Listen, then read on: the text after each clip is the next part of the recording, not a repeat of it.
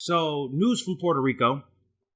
There is a company from Virginia called AES, and it is coming into Puerto Rico, or it came into Puerto Rico, opened up a coal plant, and got a lot of ash everywhere, caused a lot of damage to a lot of people.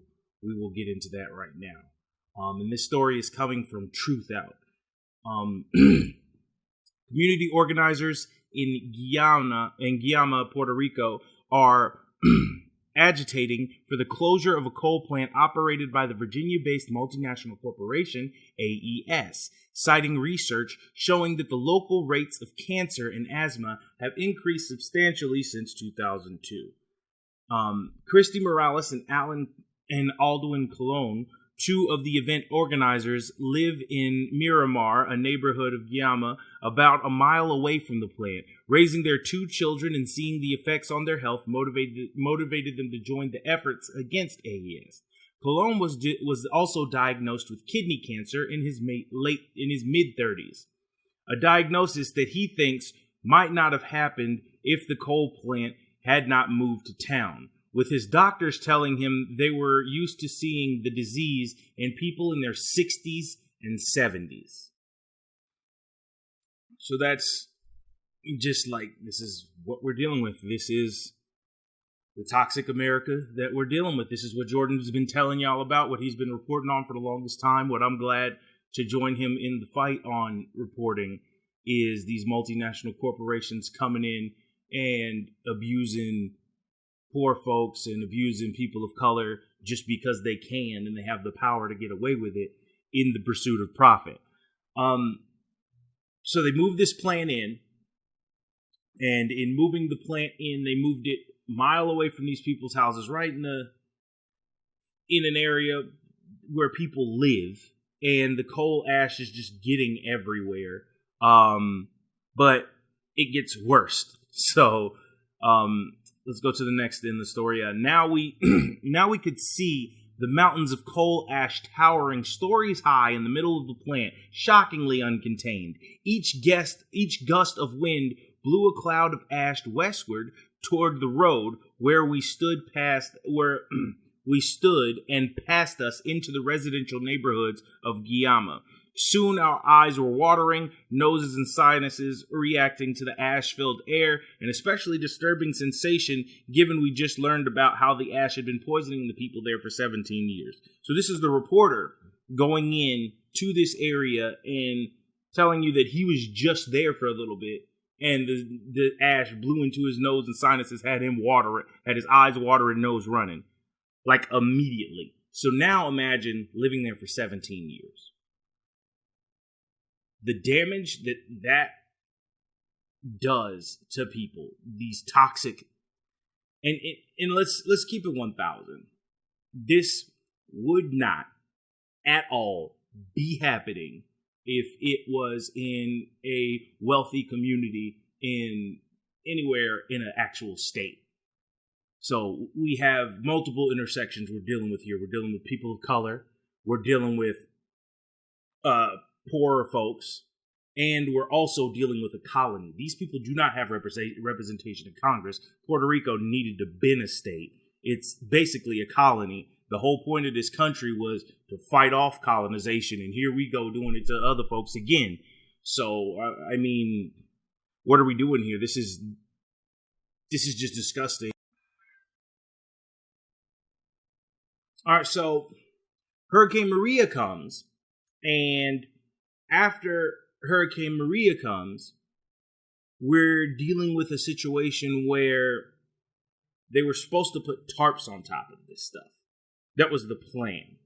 And in them putting tarps on top of it during a Category 5 hurricane, that's really not going to do much. Although it's like, what, according to the story, what they were dealing with was like 2 stories, 3 stories high, 120-foot high piles of ash.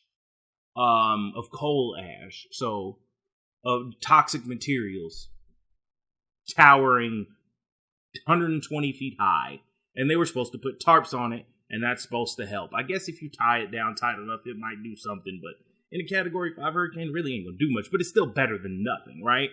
They didn't even do that. They were supposed to, and they didn't. And the hurricane came, it blew it everywhere. It got all in the water. It got everywhere, according to the story. So that happens. It blows everywhere. They go on about their business, firing more coal, building those piles right back up. And the people are sick of it. And they're like, okay, well, we're going to move it somewhere. Where are you going to move it to? Well, they decided to move it to Florida. But that's not the end of it. The approval of the plan to ship the coal to Florida was tracked onto an Osceola County Commissioners meeting at the last minute, as a last-minute addendum item, making it impossible for residents to register their objections before the deal was finalized.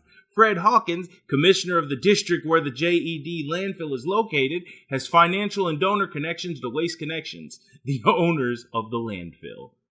That's not a surprise. So they hurried up, shoved it on the docket, and like they put it on there. They were like, yeah, let's make this in a last minute item. They can't say nothing. This is happening. And the dude with the authority to do that just happens to get his money from the company that owns the landfill. Is anybody surprised yet? So after public outcry, the county government sent a letter to Waste Connections asking them to stop shipments immediately. The company responded that it would continue accepting the AES coal ash until October 1st, 2019, ending 3 months earlier than originally planned, but ultimately bringing the same amount of toxic waste into the area. So basically what they said was, oh, you want us to stop? We'll stop on October 1st. So October 1st, we'll be done. Speed it up! Hey! Speed it up! Get it done! Make it happen. October 1st. Okay. Yes, October 1st. It will be done by October 1st. We'll be done. We will stop bringing it in on October 1st. We're done. Excuse me, something in the throat. I don't know. So, furthermore, but wait, like it gets worse than all of this. It gets worse than all of this. So basically, the place that they moved it to was an area full of Puerto Rican refugees from Hurricane Maria. Because as you remember, during Maria, all of these communities were destroyed. There was no real funding because of the racist Trump administration and its decision to not give money to people of color again. So like they decided, hey, we're going to specifically attack them and not give them money. What? There was a hurricane where white people live? Houston? Yeah, white people live there. We got this. Send them money. I'm sorry, y'all might be feeling like, he's always bringing up race. It matters. I'm sorry. It very clearly matters in these cases. And if somebody want to be mad at me in the comments, that's fine. I occasionally read them. And my feelings will be hurt for all of a millisecond. And then I'll move on with my life. So the connection wasn't lost on others. One Puerto Rican now living in Osceola called the development a double whammy, and in a Sierra Club statement, organizer Adriana Gonzalez says, the people of Puerto Rico didn't fight for years to get this toxic pollution removed from our communities just so AES could turn around and force their poison onto Puerto Ricans in Florida. Now AES wants to dump their pollution in the very place people fled for safety. So this is what we're dealing with, y'all. 2019. But I thought we were in a post-race society and everything was fantastic now. And nah, son. Nah, this is not what we're dealing with. This is not the case at all. This administration is dedicated to protecting white supremacy at all costs. Wake up. These are the issues we're dealing with.